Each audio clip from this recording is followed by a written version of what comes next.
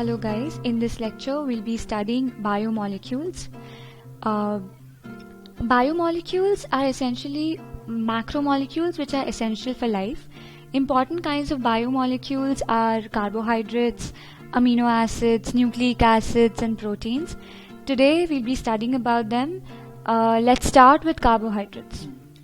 Hello friends, today we are going to start biomolecules. Now we are going to study about carbohydrates. So what are carbohydrates?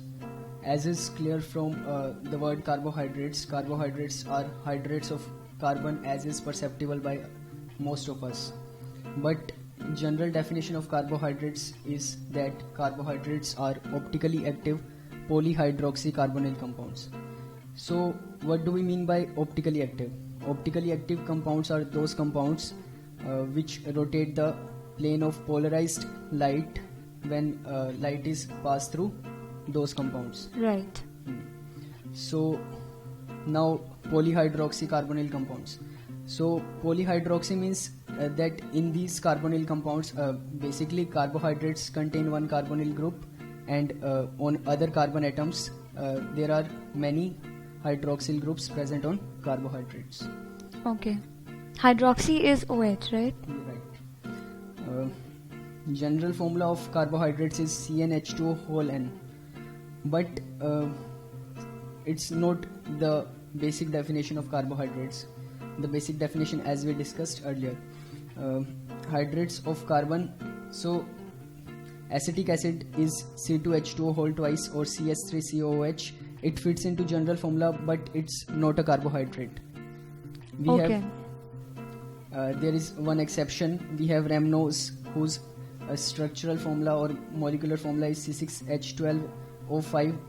It does not fit into general formula, but still it is a carbohydrate. So we need to use the definition of carbohydrates as they are optically active polyhydroxycarbonyl compounds and not as hydrates of carbon. Okay, we need to go with the basic definition. Right.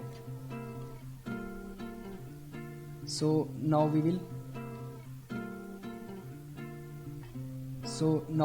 discuss about types of carbohydrates. Now we will classify carbohydrates. Basically, carbohydrates can be classified into three categories: monosaccharides, disaccharides and polysaccharides. Okay. So what are monosaccharides? Monosaccharides are those carbohydrates which cannot be further hydrolyzed. Like they are monomer units and they cannot be further hydrolyzed.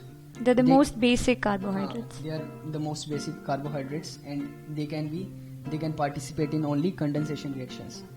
That means we can polymerize disaccharides and polysaccharides from monosaccharides. Okay.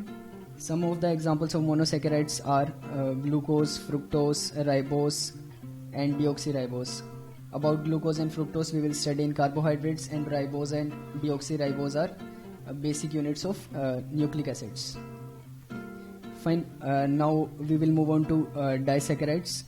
Disaccharides are those carbohydrates which can be hydrolyzed into two monomers. That means when we condense two monosaccharides or two monomers units, they will form disaccharides. For example, sucrose, maltose, lactose, etc. Now we will move on to polysaccharides. Polysaccharides are those carbohydrates compound which contain many monomer units or many monosaccharide units. For example, starch, cellulose, glycogen, etc. Right. Now moving on to D and L configuration of sugars. जो D और L configuration होता है, इसमें हम जो भी carbohydrates की configuration check करते हैं उसकी हम resemblance देखते हैं D glyceraldehyde और L glyceraldehyde के साथ. हमने D glyceraldehyde और L glyceraldehyde को एज अ रेफरेंस सेट कर दिया है. जो डी ग्लिसरैल्डिहाइड होती है उसका जो प्लेन ऑफ रोटेशन होता है वो प्लस होता है, यानी वो डेक्स्ट्रो रोटेटरी होते हैं, और जो एल ग्लिसरैल्डिहाइड होता है वो लेवो रोटेटरी होता है.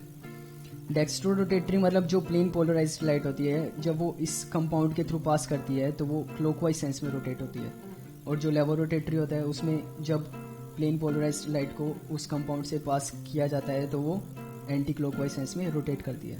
तो जो डी ग्लिसरैल्डिहाइड है वो प्लस होता है और जो एल ग्लिसरैल्डिहाइड है वो नेगेटिव होता है.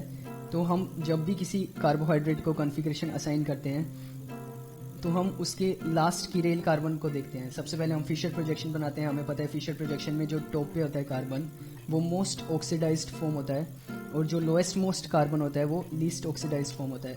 तो मतलब जब हमने उसका फिशर प्रोजेक्शन बनाया तो उसमें जो लास्ट कीरेल कार्बन है, यानी अगर सपोज हमने कोई कार्बोहाइड्रेट बनाया जो ऑप्टिकली एक्टिव था, ओके, सपोज हमने ग्लूकोज ही बनाया,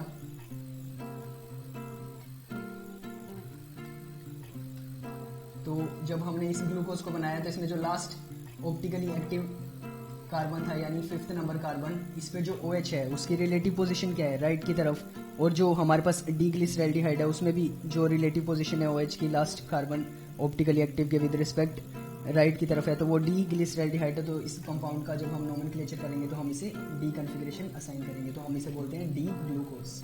ओह ओके, तो हमारे पास जब डी ग्लिसरैल्डिहाइड था तो OH ग्रुप राइट पर था, और जब हमारे पास एल ग्लिसरैल्डिहाइड था तब हमारे पास लेफ्ट पर था OH ग्रुप। यानी अगर लेफ्ट पर होगा तो हमारे पास कौन सी कॉन्फ़िगरेशन होगी, एल, और जब राइट पे होगा तो हमारे पास कॉन्फ़िगरेशन होगी डी। डी। तो अब हमें काफ़ी इजीली हम किसी भी कार्बोहाइड्रेट कंपाउंड जो हमें असाइन किया जाएगा उसे हम डी और एल कॉन्फ़िगरेशन असाइन कर सकते हैं काफ़ी इजीली। हाँ, now we will move on to anomers. Anomers क्या होता है, जब हम किसी भी कार्बोहाइड्रेट का ओपन चेन स्ट्रक्चर बनाते हैं, फिशर प्रोजेक्शन बनाते हैं, और जब हम उसे हैवर्थ प्रोजेक्शन यानी चेन स्ट्रक्चर में कन्वर्ट करते हैं, तो मतलब जो ओपन चेन स्ट्रक्चर में कार्बोनिल ग्रुप था, मतलब जो कार्बन कार्बोनिल ग्रुप की तरह ट्रीट कर रहा था, जब हम उसका हैवर्थ प्रोजेक्शन बनाते हैं तो उसमें जब साइक्लिक स्ट्रक्चर बनता है तो उसमें जो कार्बन नंबर 1 होता है उसके रिलेटिव हाइड्रोक्सिल ग्रुप की जो पोजीशन होती है, अगर वो राइट है या लेफ्ट है, उन दोनों जो कंपाउंड्स होते हैं, हमें जो दो कंपाउंड्स मिलते हैं राइट और लेफ्ट की कॉन्फ़िगरेशन के कारण, उन्हें हम एनोमर्स बोलते हैं, और जो वो कार्बन होता है उसे हम एनोमेरिक कार्बन बोलते हैं। तो जब किसी कार्बन पे जिस पे कार्बोनिल ग्रुप था अगर उस पे कॉन्फ़िगरेशन डिफरेंट हो, चेंज हो, तो हम उसको एनोमेरिक कार्बन बोलते हैं। हाँ, right. Right. Now we will move on to cyclic structure of monosaccharides, hemiacetal formation. इसमें क्या होता है, जब हम किसी भी, जैसे सपोज एक कार्बोहाइड्रेट ले लिया हमने डी ग्लूकोज, इसमें जो कार्बन नंबर 5th होता है, हम सबसे पहले कार्बन को नंबरिंग असाइन करेंगे 1 2 3 4 5 6। तो जो इसमें कार्बन नंबर 5th होता है, इसमें जो हाइड्रोक्सिल ग्रुप होता है, ये कार्बन नंबर 1 के जो कार्बन होता है उस पर अटैक करता है। अगर हम इसे क्लियरली देखें तो हमारे पास है C double bond OH C OH C OH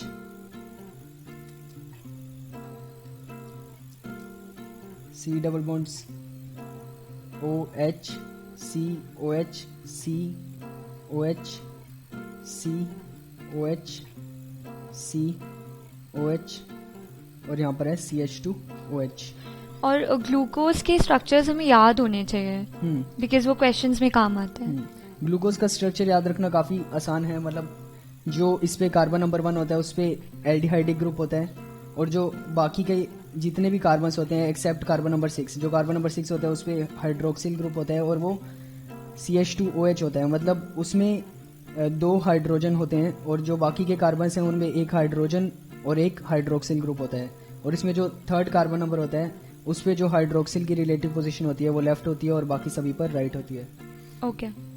तो जब हम हेमीएसिटल फॉर्मेशन की बात करते हैं तो जो 5th कार्बन पर हाइड्रोक्सिल होता है वो 1st कार्बन पर अटैक करता है, और हमारे पास एसिटल फॉर्मेशन रिएक्शन होती है जिससे हमारे पास एक रिंग चेन स्ट्रक्चर बन जाता है जो हमने दे रखा है। तो जब ये रिंग चेन स्ट्रक्चर बनता है, अगर हम इसमें कार्बन को असाइन करें नंबर्स 1 2 3 4 5 6, इसी तरह से इसमें 1 2 3 4 5 6, तो हम इजीली ऑब्जर्व कर सकते हैं कि जो 1st कार्बन है जो बीटा डी ग्लूकोपाइरेनोज है, अभी हम पढ़ेंगे कि इसे ग्लूकोपाइरेनोज क्यों बोला जाता है। जो इसमें 1st स्ट्रक्चर है, इसमें जो OH है वो टॉप पर है और जो 2nd है उस पर OH नीचे की तरफ है, तो जो फर्स्ट स्ट्रक्चर उसमें OH ऊपर की तरफ है, अगर हम इस डायरेक्शन से व्यू करें इस कंपाउंड को और सिमिलरली इस कंपाउंड को भी इस डायरेक्शन से देखें, तो हमारे पास हम देखेंगे कि जब हम इस डायरेक्शन से देख रहे हैं तो OH ग्रुप लेफ्ट की तरफ है, और जब भी OH ग्रुप लेफ्ट की तरफ होता है तो जो एनोमेरिक कार्बन है उसके विद रिस्पेक्ट कॉन्फ़िगरेशन बीटा होती है। सिमिलरली जब हम इस डायरेक्शन से इस कंपाउंड को देखेंगे तो OH ग्रुप राइट की तरफ है, और इसमें OH ग्रुप राइट की तरफ होने के कारण जो इस कंपाउंड की कॉन्फ़िगरेशन है वो अल्फा है। हाँ, तो इसमें कार्बन्स की नंबरिंग बहुत इंपॉर्टेंट है, और नॉमेनक्लेचर ऑब्वियसली जो स्टैंडर्ड है वो बहुत ज़्यादा इंपॉर्टेंट है। नोमेनक्लेचर काफ़ी इंपॉर्टेंट है। अभी हम इसे डी क्यों बोल रहे हैं, ये अभी हमने पढ़ा था कि इस कंपाउंड को डी क्यों बोल रहे हैं, क्योंकि इसमें जो लास्ट ऑप्टिकली एक्टिव कार्बन है यानी कार्बन नंबर 5 उस पे OH की रिलेटिव पोजीशन राइट की तरफ है, इसलिए हम डी ग्लूकोज बोलते हैं। और अब इसे अल्फा बीटा कैसे हमने असाइन किया, क्योंकि हमारे पास जो ये दो कंपाउंड्स हैं अभी हमने पढ़ा था एनोमेरिक कार्बन, जो इसमें कार्बन नंबर 1 है वो एनोमेरिक कार्बन है, क्योंकि हमने देखा कि जब ओपन चेन था तब कार्बन नंबर 1 एल्डिहाइडिक था, और जब हमने क्लोज्ड चेन बनाया तब हमारे पास जो कार्बन नंबर 1 है उस पे OH की रिलेटिव पोजीशन दोनों कंपाउंड्स में अलग है, एक पे राइट की तरफ और एक में लेफ्ट की तरफ। Right. तो हम इसको अल्फा और बीटा असाइन करते हैं।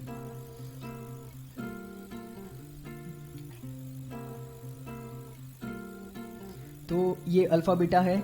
अब इसे हम ग्लूकोपाइरेनोस क्यों बोलते हैं, तो ग्लूको तो इसलिए क्योंकि ये ग्लूकोज से बना है, और पायरेनोस किस लिए बोलते हैं, हमारे पास दो होते हैं।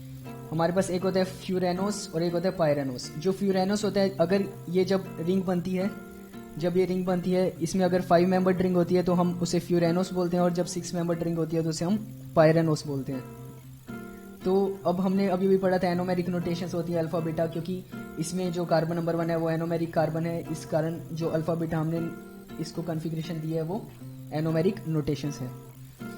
तो जो अल्फा बीटा है ओपन चेन में वो उसमें OH राइट पर हो और लेफ्ट पे हो, उसके विद रिस्पेक्ट हम इस कंपाउंड जो दो हमारे पास दो रिंग चेन स्ट्रक्चर्स हैं उन्हें अल्फा बीटा कॉन्फ़िगरेशन असाइन कर सकते हैं। अब हम एक फैक्ट पढ़ने जा रहे हैं। जो अभी हमने 3 स्ट्रक्चर्स डिस्कस किए, ओपन चेन, क्लोज्ड चेन में 2 पढ़े अल्फा और बीटा, तो उनकी जो रिलेटिव स्टेबिलिटी होती है उनका ऑर्डर ये होता है, ये आपको याद रखना पड़ेगा। इसका कोई एक्सपेरिमेंटल प्रूफ है, बट हम इसे थ्योरेटिकली प्रूफ नहीं कर सकते हैं। तो जो बीटा डी ग्लूकोज है, अगर हम देखते हैं कि कभी भी हम किसी सॉल्यूशन में देखते हैं ग्लूकोज का कंटेंट, तो उसमें बीटा, अल्फा और लीनियर चेन तीनों के तीनों प्रेजेंट होते हैं। ऐसा नहीं है कि एक टाइम पर सिर्फ बीटा, अगर बीटा मेजोरिटी में प्रेजेंट है तो सिर्फ बीटा ही होगा, वो तीनों प्रेजेंट होंगे। जो बीटा डी ग्लूकोज है उसकी जो प्रेजेंस होगी वो 64% होगी, अल्फा की 35% और लीनियर चेन की 1%। अब इसके बाद हम जो कार्बोहाइड्रेट्स हैं उनकी जो पर्टिकुलर बेसिक रिएक्शंस हैं उनके बारे में पढ़ेंगे। तो इसी के साथ हम इसकी प्रॉपर्टीज़ को भी डिस्कस करेंगे। तो सबसे पहले हम रिएक्शन जो पढ़ेंगे वो होगी रिडक्शन रिएक्शन और oxidation reaction.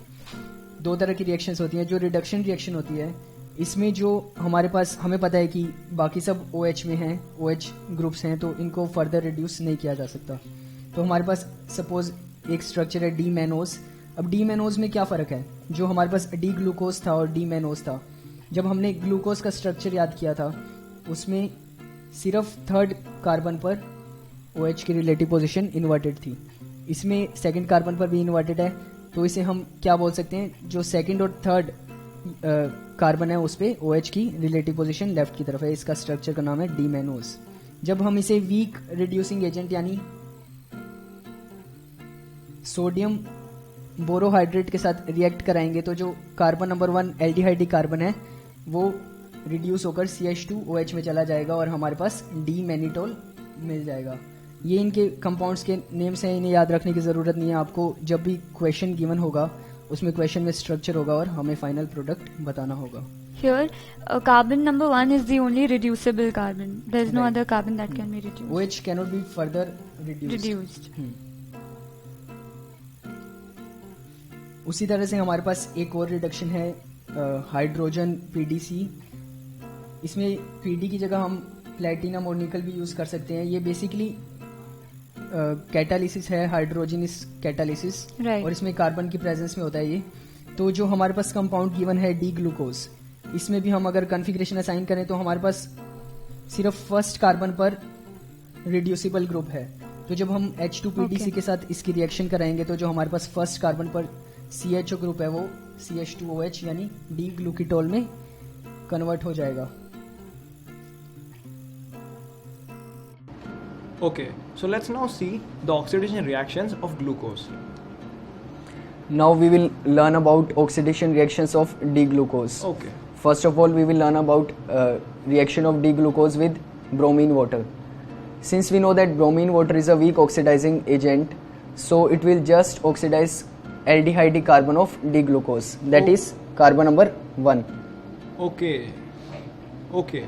Because of its weak nature, only one carbon is oxidized. And the reddish brown color of bromine water is disappears when we react D-glucose with bromine water. Okay, so brown color of bromine water will become colorless. And we will have D-gluconic acid. Now we will study about other reactions of weak oxidizing agents with D-glucose, which includes Tollens reagent, Falling's solution, Benedict's solution. Since all these reagents are weak oxidizing agents, so D-glucose will be oxidized to gluconic acid as earlier. Okay, only one carbon will be oxidized. And we have heard a lot about Tollens reagent. It's ammonical solution of silver nitrate. Yes. Since there was only one aldehyde carbon in the D-glucose, so one will be oxidized in this case. And also silver mirror will be formed Right, at the bottom of the test tube. right. And now we will study about oxidation with nitric acid, which is a strong oxidizing agent. So since nitric acid is a strong oxidizing agent, so it will oxidize both aldehyde carbon and alcoholic carbon that is at the bottom of the D-glucose To structure. form saccharic acid. Right. And we have saccharic acid. So in this case, in comparison to the earlier cases, both carbon number 1 and carbon 6 is oxidized to carboxylic acids, and we have saccharic acid, Okay. which is 1,6-dicarboxylic glucose. Okay. Now we will move on to next definition, epimerization. We have already studied about anomers. Now we will study about epimers. Epimers are just like anomers. The difference is like anomers differs in configuration at carbon number 1 and epimers differs in configuration at carbon number other than anomeric carbon. Okay. So if configuration change is happening at one carbon number 1, they are, anomers, and if other than carbon 1, they are. epimers. Okay. This difference in configuration is relative position of hydroxyl group in other carbon atoms. Okay. So one of the most important reactions of carbohydrates includes Osage formation. In this reaction we react D-glucose. Yes. In this reaction we react D-glucose with 3 moles of phenylhydrazine. So where are these 3 moles consumed? Can you explain what's happening in this reaction? Right. So first of all, 1 mole of phenylhydrazine will be consumed in oxidizing the hydroxyl group at carbon number 2. Okay. It will then form ketonic group at carbon number 2. So we Yes. have aldehyde group at carbon number 1 and ketonic group at carbon number 2. Now remaining 2 moles of phenylhydrazine will react with carbon number 1 and carbon number 2 and will form these compounds. These are characteristic reactions of carbonyl compounds. In this reaction, suppose we have any carbonyl compound, and when we react this with phenylhydrazine, Yes. this water molecule is removed and R, C, double bond H, pH. Phenylhydrazine has been used to oxidize the second number carbon, and the two have shown this reaction which Lovish has explained just now. तो इसके साथ हमने देखा कि जो osazone reaction है, osazone formation, ये काफ़ी इम्पोर्टेंट है, प्लस प्लस इसमें 3 मोल्स फिनाइल हाइड्रोजन कंज्यूम हुए हैं, जिनमें से 1 मोल सेकंड कार्बन को ऑक्सीडाइज करने में यूज़ किया, और जैसा कि इन्होंने बोला बाकी के 2 मोल्स उनकी रिएक्शन जो हमने ऊपर डिस्कस की है वो रिएक्शन करने में हुआ, और हमारे पास ओसाजोन मिला। ओके तो इसके साथ हमारे पास बाई प्रोडक्ट्स हैं एनिलीन, अमोनिया और वाटर। ओके, सो